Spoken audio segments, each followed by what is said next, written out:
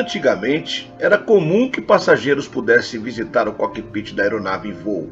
Nos dias de hoje é proibido. Mas o que cooperou para essa proibição? Uma visita sem qualquer maldade da família de um dos pilotos causou um grave acidente em 1994. Você entraria em um avião pilotado por um adolescente de 15 anos sem treinamento? Provavelmente os 63 passageiros do voo Aeroflot 593 responderiam que não, assim como a maior parte dos 12 tripulantes. E, no entanto, o jovem Eldar estava sentado no banco do comandante quando uma sequência de erros, em pouco mais de 3 minutos, fez o avião cair, matando todos a bordo. A tragédia que ocorreu há 30 anos na Rússia é uma das mais estranhas e evitáveis da aviação mundial. A história mostra como até acidentes causados por erros flagrantes servem para melhorar o processo no setor. Com base no relatório final da investigação do acidente, foi possível reconstituir o que houve a bordo. 3 minutos e 15 segundos após o adolescente assumir o assento do comandante, o voo Aeroflot 593 colidiu contra as montanhas na Sibéria, vitimando 75 pessoas. Eu sou o Sidney Góes e você está no Placebo. Se inscreva no canal, deixe seu like e vem comigo que no caminho eu te explico.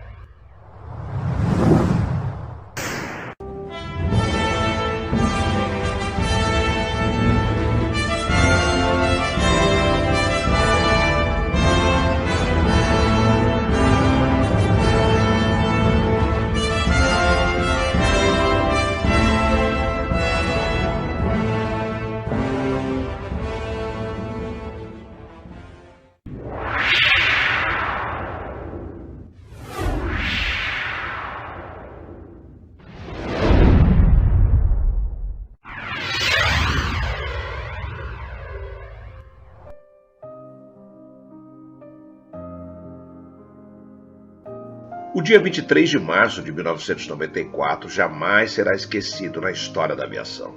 Naquela data, o voo Aeroflot 593 saiu do Aeroporto Internacional de Sheremetyevo, em Moscou, com destino ao aeroporto de Kai Tak, em Hong Kong. O modelo utilizado para o trajeto foi um Airbus A310, muito popular na época e um dos mais modernos usados pela Aeroflot. A viagem prevista para 14 horas de voo acabou em tragédia, vitimando as 75 pessoas em que estavam no avião, 63 passageiros e 12 tripulantes. O que chama atenção é que a queda poderia ter sido evitada se um dos pilotos não tivesse colocado seu filho de 15 anos no comando da aeronave. Já era noite, naquele dia 22, quando o voo iniciou sua jornada de Moscou para Hong Kong. Como a viagem era longa, 3 pilotos, todos com experiência no modelo, revezariam e seriam responsáveis pelo voo, uma forma de não ultrapassar o limite de jornada de trabalho.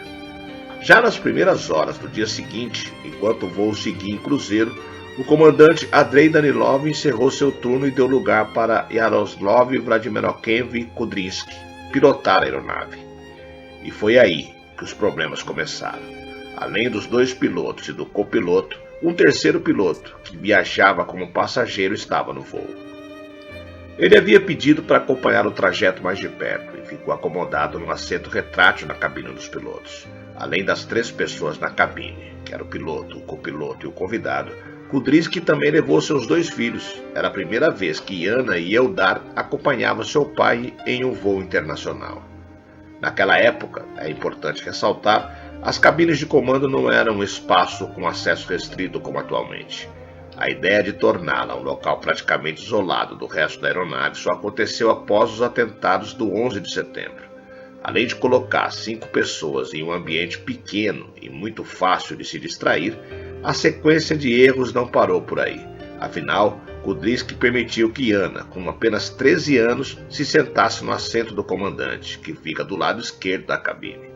Enquanto a jovem estava no comando, em nenhum momento o piloto passou os controles para o copiloto Igor Piskarev, que continuava responsável pelo monitoramento da aeronave e pela comunicação por rádio. A conversa entre os 5 na cabine parecia tão calma e tranquila que Igor até relaxou, colocando seu banco para trás, portanto ficando longe dos comandos do Airbus A310. É importante frisar que na maior parte do tempo os voos comerciais operam em pilotos automáticos, entre a pós-decolagem até os momentos que antecedem o pouso. Assim acontecia com o voo Aeroflot 593, enquanto Iana movia o manche do avião. Você quer pilotar? Então vá em frente, assuma os controles, disse Kudrinski para a filha, conforme registrado pela caixa preta da aeronave. Mas os desvios de conduta do piloto foram além. Yaroslav, para proporcionar à filha a sensação de que estava pilotando, acionou um botão do piloto automático que resultou numa curva de 20 graus para a direita. Assim, o voo saiu levemente de sua rota planejada, mas nada que atrapalhasse o destino. Enquanto brincava com o manche, a jovem exercia uma pressão de 2 a 4 quilos no controle da aeronave, algo considerado desprezível pelo piloto automático que continuava operando normalmente. Ao todo, Iana ficou 7 minutos e meio sentada no lugar do piloto. Após a menina sair do comando, foi a vez de Eldar, de 15 anos, sentar em seu lugar. A caixa preta do voo relatou que o clima na cabine era de bom humor e descontração entre todos. Makarov, o piloto convidado, até mesmo tirou fotos do momento. Eldar quer ter a mesma experiência da irmã e questiona o pai. Eu posso virar o controle aqui? Sim, diz Kudrinski nos áudios gravados da cabine. Fica de olho, nós vamos virar. Vai para a esquerda, gira para a esquerda. Nesse momento, o piloto apertou o botão novamente, mas algo mudou. Eldar possuía muito mais força que sua irmã, aplicando 10 quilos de pressão no manche. Quando a aeronave fez a curva para a esquerda, essa força subiu para 13 quilos ao fim da manobra. Nesse momento, o computador do Airbus A310 entendeu a força como algo contrário à orientação do piloto automático e devolveu a autoridade do voo para o piloto, entendendo que acontecia uma situação não planejada.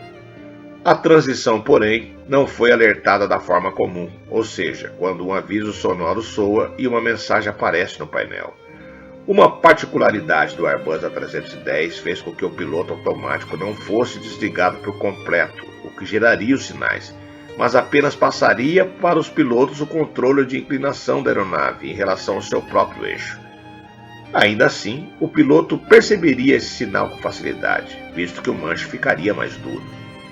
No entanto, é importante lembrar mais uma vez que quem pilotava o avião naquele momento era uma criança de 15 anos e o copiloto estava com o banco completamente para trás, sem a estabilidade que deveria ter.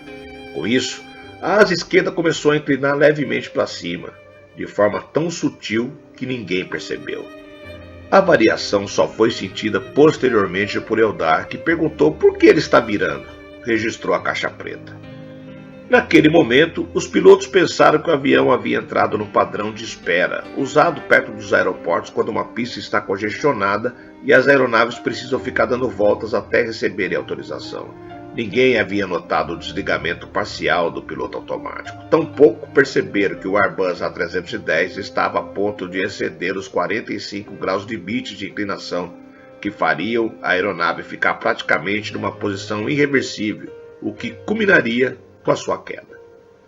Embora o piloto automático seguisse controlando outros parâmetros importantes do voo, como sua altitude programada, o avião passou a perder altura. Segura, segura! Grita Kudrinski, o que fez Eldar segurar o manche. Porém, as falas eram para que o copiloto segurasse o ângulo de inclinação, mas como já dito, Piskarev estava fora da posição adequada. O menino também não tinha conhecimento necessário para entender a ordem. Logo, o caos tomou conta da cabine, ainda mais depois que a asa esquerda do avião atingiu 90 graus em direção ao sol, fazendo o voo Aeroflot 593 perder a sua sustentação. O Airbus A310 começou a cair em alta velocidade. A trepidação e a força aplicada ao manche desligaram totalmente o piloto automático. Após o choque de realidade, o copiloto até tentou puxar o nariz do avião para cima, enquanto Kudrinski tentava reassumir o controle de sua poltrona. Sai daí! Ele grita para o filho. Recuperando a altitude, o piloto se estabeleceu em seu local, entretanto, a manobra fez o avião perder muita velocidade. Aliado a isso, na troca de comando com o filho, um dos dois acabou acionando acidentalmente o pedal esquerdo, que controla o estabilizador.